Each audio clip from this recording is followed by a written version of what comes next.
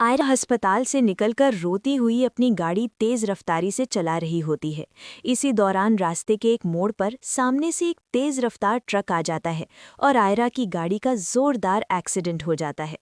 गाड़ी 3 बार पलटियां खाकर सड़क के किनारे जा गिरती है और आयरा खून में लथपथ होकर गाड़ी में फंस जाती है। इसी वक्त वहां से इश्तियाक गुजर रहा होता है।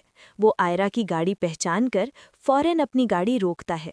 इश्तियाक आयरा को निकालने की कोशिश करता है और इरफान साहब को फ़ोन करके एक्सीडेंट की खबर देता है। एक्सीडेंट की खबर सुनते ही इरफान साहब और बीनिश पागलों की तरह अस्पताल की तरफ दौड़ पड़ते हैं। उधर जैसे ही कामयार को इश्तियाक की कॉल मिलती है, उसके हाथ से मोबाइल गिर जाता है और उसकी सारी नफरत दुख में बदल जाती है। कामयार अपनी चोटों की परवाह किए बगैर फौरन अस्पताल पहुंचता है, जहां आयरा को इमरजेंसी रूम में ले जाया जा चुका होता है। कुछ देर बाद डॉक्टर बाहर आकर बताते हैं कि आयरा बहुत ज़्यादा खून ज़ाया कर चुकी है और उसे फ़ौरन ओ नेगेटिव खून की ज़रूरत है, जो अस्पताल में मौजूद नहीं। ये सुनकर इरफान साहब और सुहेल साहब बहुत परेशान हो जाते हैं, क्योंकि ये ब्लड ग्रुप बहुत नायाब होता है। इसी लम्हे कामयार आगे बढ़ता है और कहता है कि उसका ब्लड ग्रुप आयरा से मैच करता है। वो कहता है, मेरा सारा खून निकाल लो, मगर आयरा को कुछ नहीं होना चाहिए। डॉक्टर कामयार को लेबोरेटरी ले जाते हैं, जहां वो आयरा के लिए 2 बोतल खून डोनेट करता है।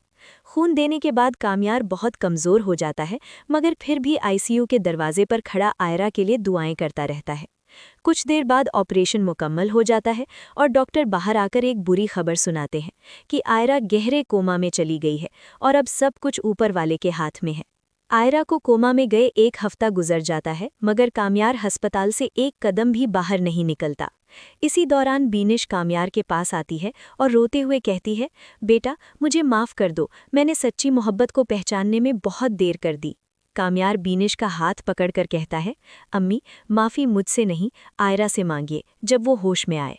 कामयार आयरा के कमरे में जाता है, उसके पास बैठकर उसके ठंडे हाथ थाम लेता है और उसके कान में कहता है, आयरा मैंने तुम्हें माफ़ कर दिया है, अब वापस आ जाओ, मैं तुम्हारे बगैर मर जाऊंगा।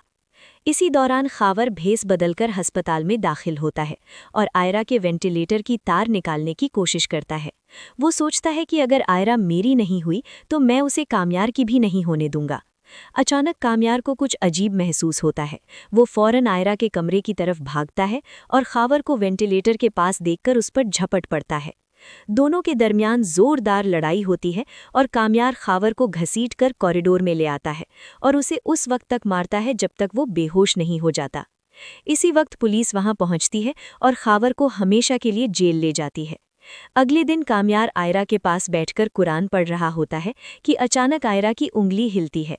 कामयार फौरन डॉक्टर को बुलाता है और डॉक्टर कहते हैं कि ये एक मौजिज़ा है, आयरा कोमा से बाहर आ रही है। आयरा धीरे धीरे आंखें खोलती है और सामने कामयार को देखकर उसकी आंखों से आंसू बहने लगते हैं। वो कमज़ोर आवाज़ में कहती है, कामयार मुझे माफ़ कर दो। कामयार आयरा का माथा चूम कर कहता है, मैंने तुम्हें कब का माफ़ कर दिया है, अब हम कभी अलग नहीं होंगे। ये सब देखकर इरफान साहब और सुहेल साहब बहुत खुश हो जाते हैं और अस्पताल में ही मिठाइयाँ बांटते हैं। इरफान साहब कामयार का हाथ पकड़कर कहते हैं, बेटा मैंने तुम्हारे साथ बहुत बुरा किया, मगर आज से तुम मेरे दामाद नहीं, मेरे सबसे लाडले बेटे हो। इरफान साहब ऐलान करते हैं कि आयरा के डिस्चार्ज होते ही अगले दिन उनका निकाह पढ़ाया जाएगा। नफीसा और बीनिश शादी की तैयारियों में लग जाती हैं और अस्पताल का पूरा स्टाफ आयरा को दुआएं देता है। अगले हफ्ते आयरा अस्पताल से डिस्चार्ज होकर घर आती है तो पूरा घर फूलों से सजा होता है। आयरा दुल्हन बनकर सेज पर आती है और कामयार शेरवानी पहनकर उसके सामने खड़ा होता है। मौलवी साहब निकाह पढ़ाते हैं और कामयार पूरे यकीन से 3 बार कबूल है कहता है।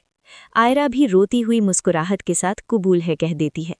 पूरा खानदान तालियों से गूंज उठता है और सुहेल साहब बच्चों की नज़र उतारते हैं। कामयार आयरा को डायमंड रिंग पहनाता है और कहता है, ये हमारी नई जिंदगी का पहला दिन है।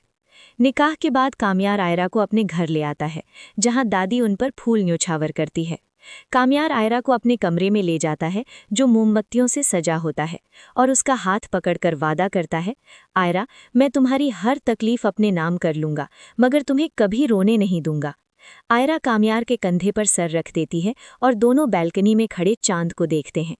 सच्ची मोहब्बत की ये दास्तान दुख और दर्द के बाद सुकून पर खत्म होती है। अगर आप इस ड्रामे की आगे की कहानी देखना चाहते हैं तो हमारे चैनल को लाइक, सब्सक्राइब और शेयर ज़रूर करें।